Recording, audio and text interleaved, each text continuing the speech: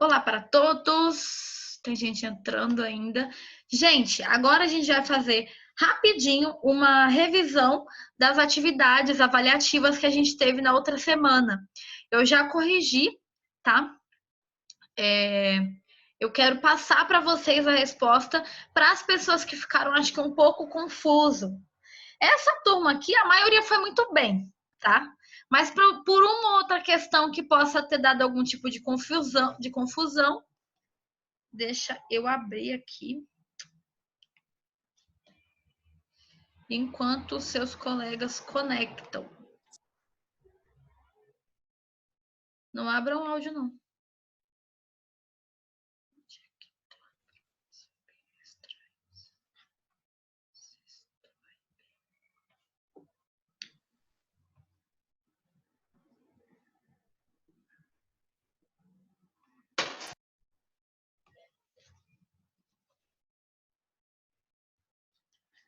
Deixa eu ver quem que tá com o áudio ligado. Ninguém. Bom mesmo. Se vocês tiverem em mãos, é bom. Se não, vocês podem ir acompanhando, podem ir respondendo no caderno, tá? Deixa eu abrir aqui para vocês. Pode ser que uma ou outra questão esteja com uma ordem um pouco diferente, o que eu acredito que não. Oi para todo mundo que está aqui. Tem gente que tá ligando o áudio.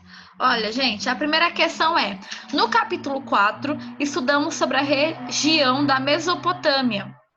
Esse nome vem da ideia de terras entre rios. Essa palavra, né, Mesopotâmia, vem desse conceito de terra entre rios. Marque a alternativa que denominam os dois rios. Então, eu queria o nome.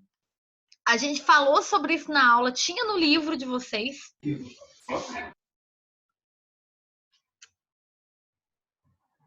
Espera aí que eu vou ter que configurar um negócio aqui. Vocês estão ligando o áudio. Eu deixei a possibilidade para a próxima atividade, mas não dá não. Vocês estão ligando toda hora.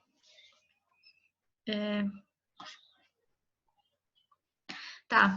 Então, qual que é a resposta certa dessa aqui? Coloca aí pode colocar aí no chat, tá que eu vou responder rápido para a gente poder começar o novo livro. Mas quem respondeu Rio, Tigre e Eufrates, esse tá certo, tá? Não é Tigre e Eufrates. São termos diferentes. Então, era A, tá bom? O rio Nilo era da Mesopotâmia? Não, ele era do Egito. Lembra que a gente estudou? O Rio Amarelo, a gente já estudou ele? A gente nem estudou o Rio Amarelo. Ele é a criação da China, tá? Para quem não sabe. Então, assim, ele existe de fato, mas não tem nada a ver com a Mesopotâmia. Então, era a letra A. 2. Marque a alternativa que representa o conceito de cidade-estado. Aqui eu estou pedindo alternativa, mas algumas outras atividades, algumas outras provas, eu pedi mais de uma resposta. Eu pedi as alternativas. Então, dentre essas aqui, A. Cidades autossuficientes e liberais. Nada a ver com liberdade ou liberalismo. Então, não é essa. B. Cidades autossuficientes e autogovernáveis. Sim, total, isso. Exatamente, essa é uma característica forte, né, da cidade-estado. Ela tinha autossuficiência, então ela produzia internamente para o seu próprio alimento e sustento, como ela se autogovernava. Ninguém de fora mandava nela. C. Cidades autogovernáveis que tinham sempre um rei que morava em outra cidade? Não, nem faz sentido isso aqui, porque seria um rei talvez em outra cidade governando ela mesma. Então ela não seria autogovernável, ela ia precisar de um rei de fora para governar. Então isso aqui não é. D. Impérios dos primeiros povos. Nada a ver também. Império é um grupo de territórios ou cidades, né, governados por um único líder.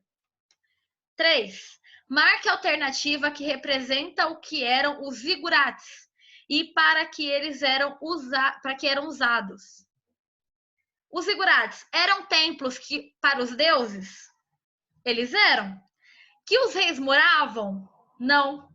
Os reis não moravam dentro do zigurate, tá? Pirâmides em que os reis moravam? Não também. Ele era um templo, a gente acabou de falar. C. Templos para receber os forasteiros? Não, não recebia ninguém de fora. Se nem o rei poderia entrar, imagina alguém de fora, né? Ia profanar os templos. E templos para os deuses, em que apenas os sacerdotes poderiam acessar seu interior. Era essa aqui. 4. Os primeiros povos eram o quê, gente? Politeístas! Pode falar bem alto. Politeístas. Sempre vai ser politeísta. O primeiro grupo que vai ser monoteísta, que é de um Deus só, vão ser os judeus, que é a matriz, né, da nação cristã. Então, mais para frente de ter o judaísmo, mas por enquanto todos vão ser politeístas. Duoteísmo existiu na Pérsia, mas a gente também não estudou isso ainda. 5. O rei dos amorritas, Hammurabi, tornou-se célebre por... E tinha a resposta mais para frente, certo? A. Construir as maiores cidades da Babilônia? Não. B. Ampliar o território da Babilônia sobre as terras egípcias? Não. Ele até ampliou o território, mas não era sobre as terras egípcias. C. Ter criado um código de leis que reunia as práticas de justiça da sua população? Sim, essa mesmo. Era C. D. Ter conquistado a Pérsia? Não, nada a ver. 6. Observe o trecho a seguir. Deixa eu baixar aqui. É do Código de Hammurabi, lembra que a gente acabou de perguntar isso? 7. Se alguém sem testemunha ou contrato compra ou recebe em depósito ouro ou prata de ou um escravo ou uma escrava, ou um boi ou uma ovelha, ou um asno ou outra coisa, de um filho alheio ou de um escravo, é considerado ladrão e morto. Um ladrão e morto. O Código de Hammurabi é considerado um dos primeiros códigos de leis escritas da humanidade. A sua criação foi realizada por Hammurabi, sexto rei da civilização mesopotâmica. A gente não estudou Pérsia, não era Fenícia e nem hebraica. A gente estudou Mesopotâmia. Tô vendo aqui no chat. Foram bem histórias, sim. As pessoas... É que faltam 2 pessoas que ainda não me mandaram a atividade. Mas não são 3, né? Na verdade, que não mandaram ainda. Mas a pessoa que tirou nota mais baixa até agora tirou 8. Na turma de vocês, mas a tarde da manhã foi não tão assim. A imagem. Opa! A imagem a seguir retrata o processo de mumificação do Antigo Egito. Essa aqui foi a que mais erraram.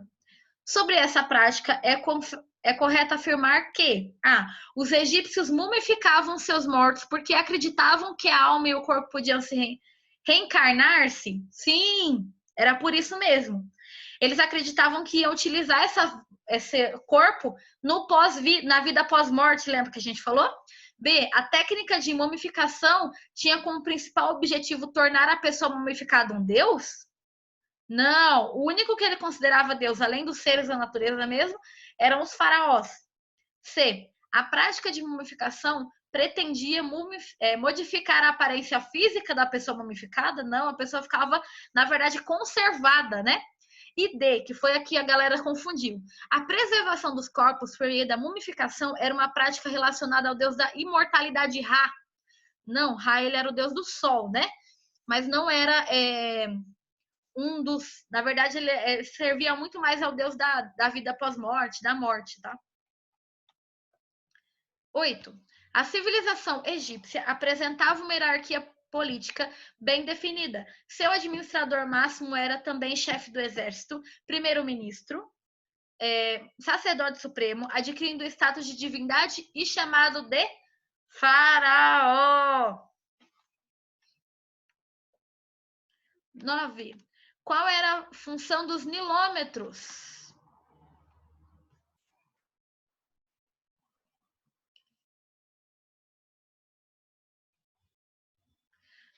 Gente, peraí. Vocês tiveram dúvida? Foi nessa aqui na 8. ele quer saber qual era o nome dado ao chefe do Egito, que era chefe dos sacerdotes. Você lembra que ele era considerado um deus? Ele era chefe magistrado, então ele fazia as leis e executava. E ele era o chefe supremo, ele era o faraó. O militar, ele só cuida do exército. O escriba, ele só escrevia leis. E o faraó não fazia isso, né? O escriba cuidava dessa parte. O escriba, o faraó fala e o escriba escreve, né? Sacerdote. Ai, eu esqueci de colocar o time.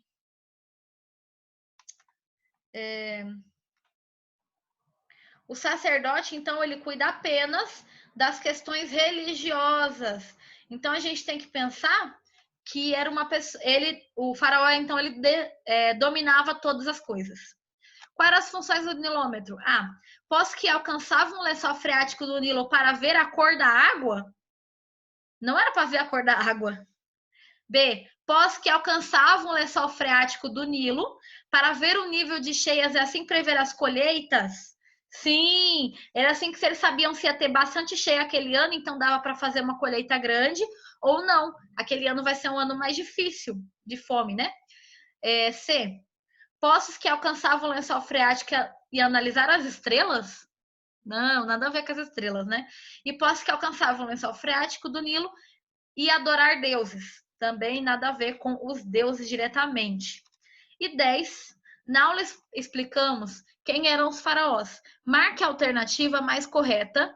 Mais correta. Então, tinha algumas que parecia, podia ser confuso, né? Sobre sua importância no governo egípcio. A. Chefe no governo, sacerdote e juiz supremo. Ele era tudo isso. B. Chefe militar, sacerdote, escriba e um deus. Ele não era escriba, lembra? Os escribas eram uma outra categoria dentro da sociedade egípcia. Você pode ver lá na pirâmide egípcia, né? De sociedade. C. Chefe do governo, chefe militar, escriba-mor. Ele não era escrita. Não era escriba. E D. Chefe do governo, chefe militar, juiz supremo, chefes dos sacerdotes e um deus. A resposta era a D, tá? Essa era a resposta. Quem marcou a E, quer dizer, eu até que considerei, mas eu pedi a mais certa, porque vocês não estavam acostumados com esse tipo de questão. Então, como eu pedi a mais certa, a mais completa, é a D, tá bom? É isso.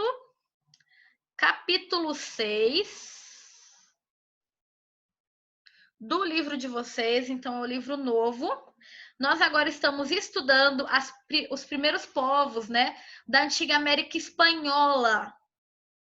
Não vamos terminar hoje, vou dar só uns 5 minutinhos de aula sobre isso, porque a gente vai ter um outro momento hoje. Povos da antiga América Espanhola. Então, nós temos aquela região que não é o Brasil, tá? A região que foi dominada pelos espanhóis na colonização. Nós somos governados ou colonizados pelos portugueses. Então, para começo de conversa, a gente está estudando a região do Peru, ou as primeiras civilizações que fundaram essa região. Com isso, nós temos a cidade de Caral. Essa cidade, ela não era apenas uma, apesar da sua capital também ter esse nome, mas era um conjunto de cidades, uma civilização de cidades andinas, ou seja, quem eram os povos andinos? Eram as pessoas ou os povos que moravam nas civilizações dos Andes, tá? Sabe a Cordilheira dos Andes, que é aquele grupo de montanhas que tem ali na região do Chile? Quem não conhece pode ir pesquisar durante essa semana sobre um pouco mais sobre a Cordilheira dos Andes, né? Mas é uma região costeira de várias e várias montanhas, tá bom? Aquilo é uma cordilheira e a Cordilheira dos Andes é essa. Os primeiros povos que viviam lá, então, eram considerados andinos, da civilização dos Andes, tá? E aí nós temos vários e várias cidades, estados, na verdade elas eram cidades, né? E Caral era todo esse povo com as mesmas características. Aqui vocês podem ver, olha, pirâmide maior, como que era uma cidade, né, desse povo de Caral. Pirâmide do anfiteatro. Nós temos um setor alto e um setor baixo, tá, gente? Vocês vão ver a explicação. Mas era no setor baixo que ficavam essas pirâmides de anfiteatro, para fazer o teatro mesmo, né? Momentos públicos que as pessoas iam discutir leis, etc. Templo do Alto Circular, alguma coisa assim. E aqui nessa região alta, né, do setor, nós temos. Tá vendo que tem uma parte nesse mapa que é mais escuro do que outras? Isso representa quanto mais escuro, mais para cima, tá? Isso é um mapa do tipo que quanto mais escuro, mais alto é a região. Nós temos vários tipos de pirâmides. Essas pirâmides aqui, diferente das pirâmides do Egito, que a gente estudou, que eram pirâmides para guardar os mortos, as pirâmides andinas, elas eram muito mais como templos, tá? Então, sacerdotes e às vezes reis viviam lá dentro. Outra diferença é que essas pirâmides elas eram escalonadas. Algumas pirâmides do Egito, a maioria ela era assim, né? Apesar de existirem pirâmides escalonadas no Egito, a maioria ela era mais lisa. Agora nessa região dos Andes, né, da América Espanhola, não, ela tinha como se fosse uma escala, tá? Que ia diminuindo. Aqui vocês estão vendo então a estrutura principal das pirâmides da região de Caral, tá? Onde eram feitas as cerimônias e tudo mais. Eu trouxe então para vocês aqui as imagens, que isso daqui são o resto, né? O que sobrou de Caral hoje. Então pode ir fazer visita, tá? E como a gente falou, bem no começo do capítulo tá falando sobre isso, é uma cidade, eram regiões divididas em dois grupos. Tem no livro, não acho que precisa anotar, mas se quiser para fortalecer o conhecimento, fica à vontade. Na região alta de Caral, ela era uma região onde tinha os altos prédios, grandes residências, prédios públicos como o do governo, etc., e as pirâmides escalonadas. E na parte de baixa ficava um anfiteatro, algumas residências de pessoas não tão influentes, entre outras construções, mais ligadas às pessoas mais não tão influentes na sociedade, tá? Esses grupos, né, essas estruturas, elas eram feitas principalmente com pedras e um tipo de massa, ou então era essa estrutura aqui, que como no livro de vocês podem ver na página 5, é uma taipa. Tá no livro de vocês aqui, ó. Taipa é uma técnica de construção de parede que utiliza barro amassado e varas de madeira ou bambu. No Nordeste, a gente usou bastante durante a história também casas de taipa, mas era um modelo bem utilizado também em Caral, tá? Essa região, então, olha, eles faziam uma estrutura com madeira e depois colocavam o barro molhado, deixava secar e criava-se paredes para proteger como casas. Essa região de Caral, vocês conseguem ver no livro de vocês, podem ir acompanhando comigo. Tudo isso que está na página 5, tudo isso que está mais em amarelinho no mapa, é a região, né, da Cordilheira dos Andes. Eles produziam muitos produtos principalmente, eles eram autossuficientes, tá? Cada cidade, ela tinha toda a sua administração econômica, política, de culinária também, focados bastante na agricultura e na pesca, uma região próxima ao mar, então era como eles se alimentavam, tá bom? E eles produziam algodão colorido, que era muito comercializável durante esse período, porque era fácil de fazer tecido. Então, eles se especializaram em uma variedade de roupas, tá? E tecidos. Utilizavam já teares, agulhas de madeira e ossos, assim como pedras, tudo para produzir esse tecido. Eu procurei alguma imagem de tecido dessa época, mas eu não encontrei. Então, eu trouxe para vocês apenas o algodão colorido. Quem já viu uma plantação de algodão no Brasil, a gente tem mais o algodão branco, né? Bruna, para de cutucar seu irmão. Tô vendo, viu? Não tô aí, mas eu tô vendo. Gente, então, olha, era muito mais fácil porque o tecido já vinha, né, colorido. Não precisava ter todo o trabalho de pintar ainda depois de produzir. E eles deixaram diversos legados. Deixa eu ver que horas são. Tá, eu vou terminar aqui a parte dos legados, a gente vai seguir para outra parte. Primeiramente, qual foi um dos principais legados que esse grupo de Caral deixou? Uma língua primitiva do Quechua. O Quechua é um dos idiomas oficiais hoje do Peru. Então, é uma língua antiga que fundou. É como o português. Nós somos a América Latina, porque a nossa língua portuguesa descende do latim. Igualmente é o Quechua pro peruano, tá? É uma das línguas oficiais para eles, não é o espanhol apenas. E eles, o Quechua, né, que é uma língua nativa, o Caral já tinha desenvolvido essa língua no início, né? Mudou um pouco, mas a base é a mesma. Também o Quipo é esse item que eu trouxe para vocês aí na imagem, tá? Estão vendo? Tudo bem, Arthur? Tá entendendo? Beleza. Então, ele era utilizado para comunicação. Eles ainda não tinham uma escrita, tá? Era uma civilização ágrafa, então eles não tinham escrita. Eles se comunicavam e escreviam principalmente os registros contábeis por esse equipô, que era essa tira com outros tecidos pendurados, né, outros fios, formando por diversos cordões, os quais eles iam dando nó. Dependendo da altura do nó, quantos nós eram, cada um disso representava uma certa quantidade. Por exemplo, tantos nós em determinados fios representavam uma quantidade de colheita de trigo ou de milho daquele ano, tá? Posição e a quantidade de nós em um fio tinham um certo significado. Então, sempre ia depender de como que era a estrutura desse equipô, né? Quantas vezes foi amarrado, etc., para que a pessoa soubesse como que foi a produção naquele ano. Eles também têm essa palavrinha aqui muito interessante, os geóglifos. Gente, quem nunca viu isso, eram desenhos no solo que podiam ser vistos de lugares altos. Quase não dá para se ver um geóglifo da Terra. Se você estiver andando próximo, você vai achar apenas que é uma região mais baixa da Terra, mas na verdade eles fundaram a Terra de um jeito que de cima dava para ver certos desenhos ou signos. Isso fundou também a civilização de Nazca, que é uma região mais para cima, mas é uma civilização muito importante porque eles tinham os maiores desenhos conhecidos hoje. Isso daqui é tirado do céu, tá? Porque caso você não esteja num helicóptero, alguma coisa assim, você não consegue ver. Esses aqui são desenhos de Nazca.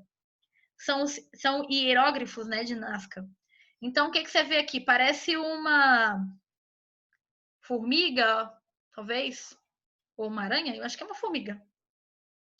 Gigante. Só dá para ver do espaço, tá? Eu trouxe alguns. Eu queria ler com vocês a página 7, mas não vai dar tempo. Eu gostaria que vocês lessem durante a semana, tá bom? Essa página. Mas ainda não se sabe o porquê que eles faziam isso, tá? Por que eles desenhavam essas imagens. Alguns historiadores acreditam que ou para se comunicar com os deuses, ou algum tipo de comunicação com os deuses, eles imaginam que era por isso que eles faziam esses desenhos. No livro de vocês, por exemplo, tem um colibri, né, desenhado também em Nazca, também a região do Peru.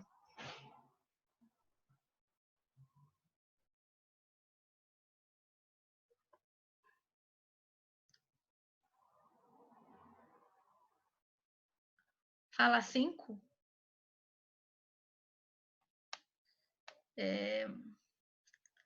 Eu acertei, tô vendo o chat.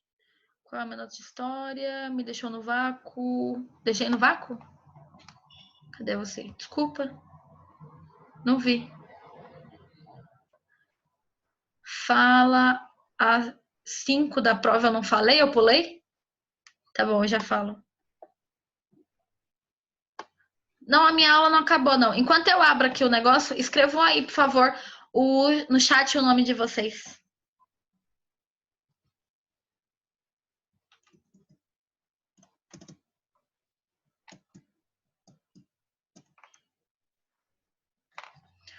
Cinco. O rei dos amorritas tornou-se. Eu li sim a 5.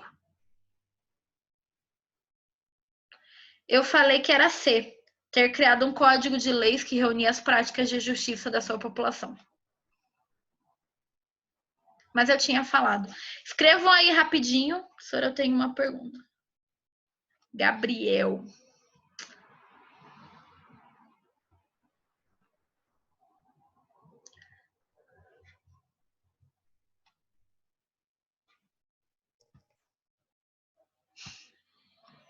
Pode falar, Gabriel. Posso beber água? Sério que a sua pergunta é essa?